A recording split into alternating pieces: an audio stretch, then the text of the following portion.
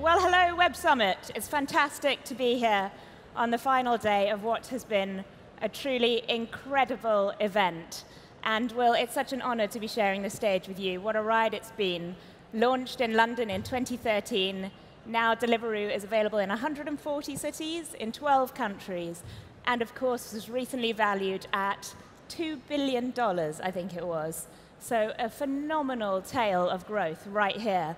I wonder if you can start by taking us back to the beginning, back to when you first had the idea, because it's a lovely story. I'd love to cover that. Definitely. I'm really excited to be here. I've come to the last 3 web summits, and it's amazing how much it's grown. So it's astonishing. It's really exciting. So the story of Deliveroo is actually pretty straightforward. I'm obviously American, but I started the company in London. My first job out of college, I worked in New York as an investment banking analyst, and I had to work 100 hours a week. And that's how I discovered food delivery, because I ate every single meal in the office. And back then, we didn't have quote unquote technology. It was 2001. So we would call up restaurants, we had paper menus, but despite all of that, food delivery experience in New York was good, because almost every restaurant delivered the high end to the mid end to the low end, and you would get your food very quickly due to Manhattan's population density and grid system of streets. In '04, I was then transferred to London.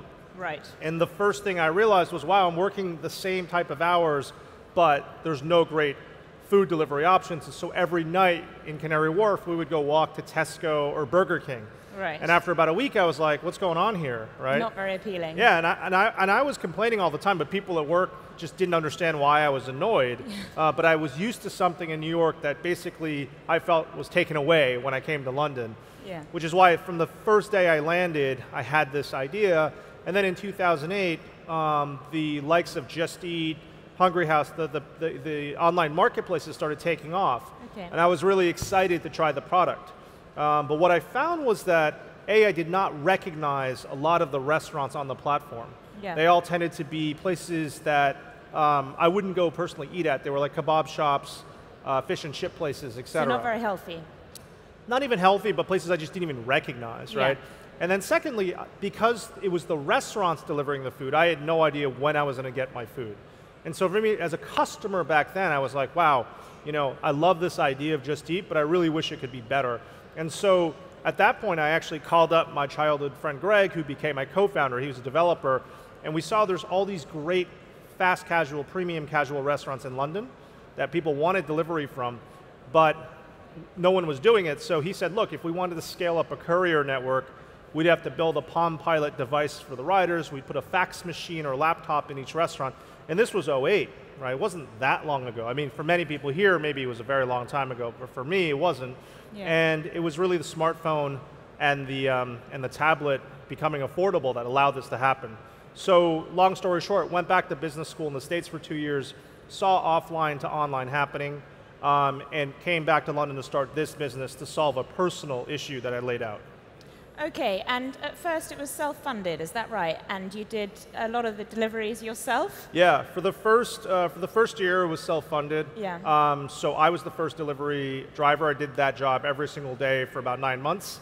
Oh, because I was cheap because it was self-funded, but B, I wanted to really see the interaction between the restaurant and the customer. And there's a few funny things I learned along the way. One is, people always ask me, the riders, they're kind of like your brand in many ways, right? Because people interact with them. And I would say that's definitely the case, but not in the way you would think. Because there were so many times in the beginning when I would go and deliver food and I would say, hey, I'm Will from Deliveroo, I started the company, and no one wanted to talk to me, ever. Because they just want their food. Yeah. Right? They're hungry. So that made sense. But where the brand is important is interaction with the restaurant, because there you actually spend some time. Yeah. And do you still do the odd delivery? I've heard you do. Yeah, I do it on a bicycle now, not a scooter. I do it about once a week or once every 2 weeks in my neighborhood. I do it for fitness, so I really enjoy it. And of course, you've now expanded far beyond London. Do you notice different trends in different places? Yeah, what's really interesting to me is that global food trends now happen very quickly, and they happen almost simultaneously in different cities. And the 2 biggest examples of that are probably cold pressed juices and poke bowls. Right. Cold pressed juices really, this is about a few years ago, they were really popular. They started in LA and then instantly kind of went all over the world, and we saw that on Deliveroo. Likewise, right now, the trend we're seeing is poke bowls. Started in LA, I think, as well. And now every single city we have, one of the top selling restaurants is a poke restaurant, which is pretty interesting. So obviously we're in Lisbon today. Yeah. Deliveroo's not here yet. Any plans to expand? We have always looked at Lisbon as a city that is very interesting. We haven't made the decision to come in yet, but we're definitely looking at it. There's so many great restaurants. Very hilly, though, so we'll have to figure out a solution for that. Good for the old fitness. Yeah. Yeah. I want to pivot slightly now and talk about a few of your innovations. Very excitingly, Deliveroo Editions has been launched. Yeah. Can you tell us a little bit about that? Yeah, Deliveroo Editions is a series of delivery-only kitchens that we have built on behalf of our restaurant partners. And what they are is, so picture an industrial estate with a series of kitchens located near residential areas. And then the restaurant will take up occupancy in those restaurants. They will staff up their chefs. Yeah. They will bring the ingredients, they'll cook it, and we'll deliver it. And it's powered by our data and technology. So what does that mean? On the data side, what we do is we look at our highest performing neighborhoods and we say, okay, what do the demographics of this neighborhood look like? What are the highest converting cuisine types? What are the restaurants what are the restaurants doing well based on cuisine type, prep time, all of these factors? And then we look at another area which has similar demographics but isn't performing as well on Deliveroo, and we try to plug the gap. In other words, we know ahead of time if a restaurant's going to make money or not in a particular area. Wow. So we use that data to inform our partners to say, hey, you know what, we're going to help you, because we front the CapEx, right? So we said, we're going to help you expand much faster than you could traditionally if you were just opening up standalone restaurants. That's one. And then on the technology side, what we've built, it's not just cheaper real estate, it's not just there's no wait staff, we're building labor management technology, supply chain management technology, and kitchen management technology to help our restaurants prosper on the platform.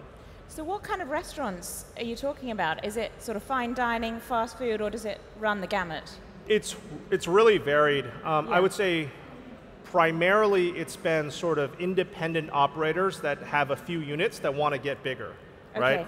And so what we try to do is we try to establish a stable of top operators across different cuisines, sushi, Indian, Chinese, what have you. And then we say, hey, are you interested in going into this new location?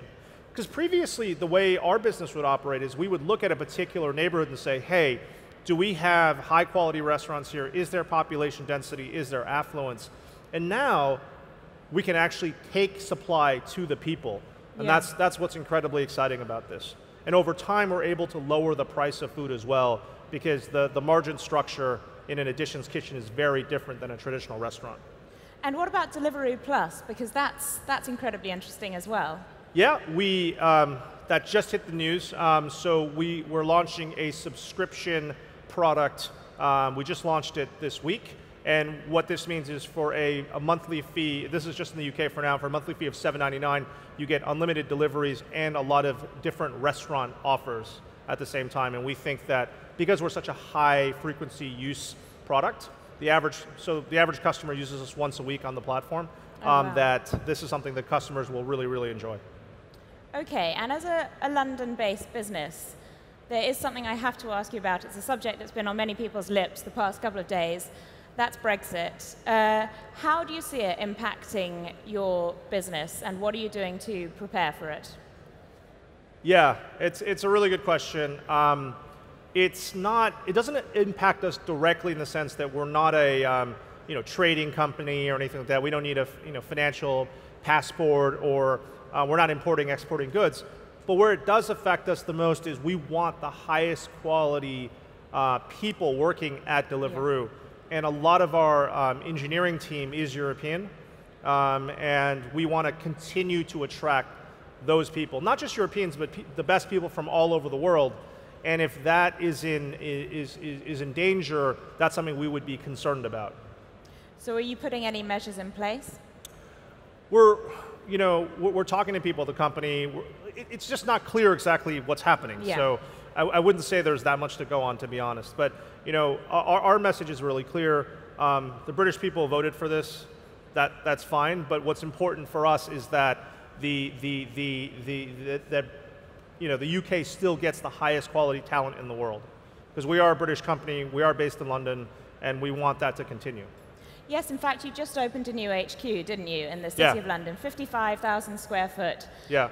How does it work? How many people do you have there, and how are they divided up in terms of customer service, technical, and so forth? So in that office, we have about 650 people out of the total of 1,000 people we have at the company. Okay. So we're in 12 countries. We probably have something like 25 offices. Right. So a lot of the offices outside of London have a few people, not a lot of people. And then some like Paris and Hong Kong are bigger. In the office itself, though, I would say now close to a half are engineering, PMs, design, so the tech organization, and the other half are a combination of operations, marketing, and central support for all the international teams. And of course, you've got your vast fleet of drivers, both on scooters, as you mentioned, and bicycles. Yeah. Who is the typical Deliveroo driver? The true answer to that is there is no typical Deliveroo rider, because what we really care about, what riders care about the most is actually flexibility. So they want the ability to work as much or little as they want. Okay. And so what we see as a consequence of that is that the average Deliveroo rider works about 12 to 15 hours a week. And they fit this work around their lives, not the other way around. So we have a lot of students, we have a lot of people taking care of the elderly, we have actors, the range is huge, because the barrier to entry to becoming a Deliveroo rider is literally, do you have a bicycle and do you have a smartphone? And I think almost 90% of people already have those two things. So it's totally, totally varied. And what's next for you? What are your next plans in terms of technical innovations? I know you recently sped up your delivery time using a new algorithm called Frank.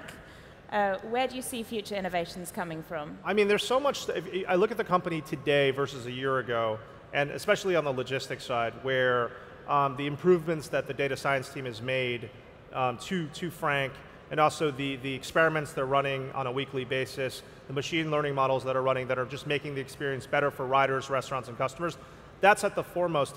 I think for me, one really, really interesting thing is thinking about the future in terms of selection. Obviously, we want to offer customers a wide choice as possible. Can you hear me on this? Yeah, I can hear you. Can everyone hear him? It's falling off my ear. We want to offer the widest choice as possible, but we also need to know what the customer wants. So I think we're doing a lot of work on what does the customer of the future look like, and that customer is going to want Deliveroo to tell him or her what they want to eat at that time. So for example, if you worked out an hour ago and we knew that, we then could send you a push notification of 2 or 3 very relevant choices for you, or if we know it's your birthday, we'll recommend a cake or something like that. How fascinating. And I think that sort of thing is really, really, really critical. And we're also doing a lot of work in robotics in terms of food production, right? I think now, if you think about kitchens themselves, outside of QSRs, they really haven't changed in 50 years, no. Right? And we're thinking about ways in which we can help augment existing labor, make existing labor more efficient. So we have a team dedicated to that as well. So those are two of the really exciting things we're looking at.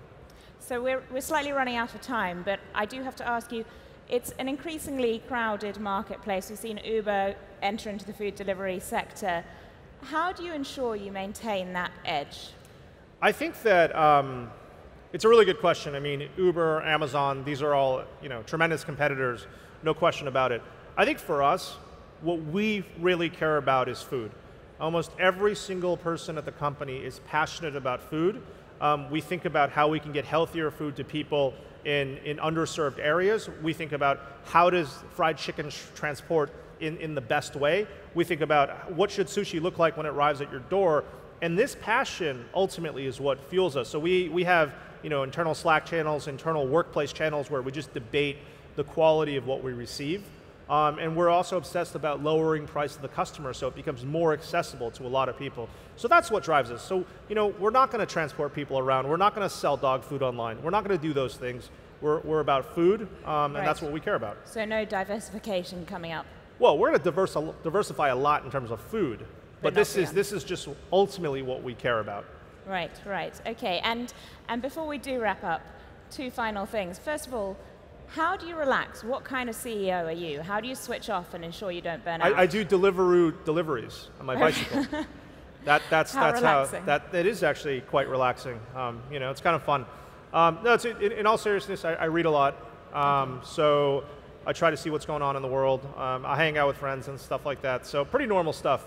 But yeah, it's hard, of course, to switch off. And of course, we've got plenty of entrepreneurs here today. So I'm sure they'd love to know what advice you could give them. Looking back over your career, what is the most important lesson you've learned that you'd like to pass on? I think there's a few. I went to business school in the States. I went to Wharton, and there were a lot of students that wanted to start businesses, but the way they would go about it was, hey, like, here are 10 or 20 different ideas. This is what the TAM looks like. This is what the margin, potential, long-term margin could look like. And like for me, I don't know, that feels very forced, right? I think you really have to love what you're doing. It has to be a personal solution that you're trying to solve. Or you've been in an industry for 20, 30 years and you identified an inefficiency and you want to exploit that. Those are the two good reasons to start a business. Just to start a business for the hell of it, I don't think is like that smart. The second thing is sort of related, which is you can't really hedge when you start a business.